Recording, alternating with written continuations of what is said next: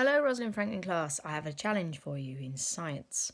So one of the curriculum statements is that children in Year 1 should be able to name common animals, including fish, birds and reptiles, and should also be able to decide whether they're carnivore, herbivore or omnivore.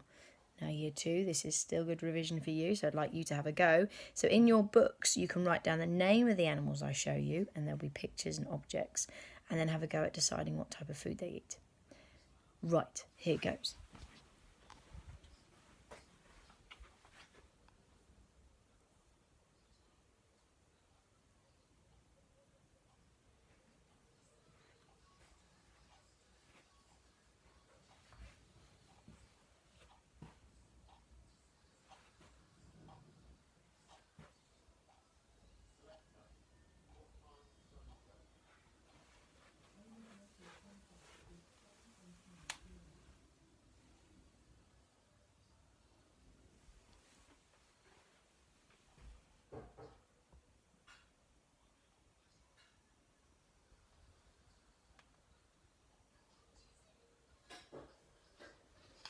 And you might have spotted a sneaky one in there that doesn't quite work or doesn't quite fit.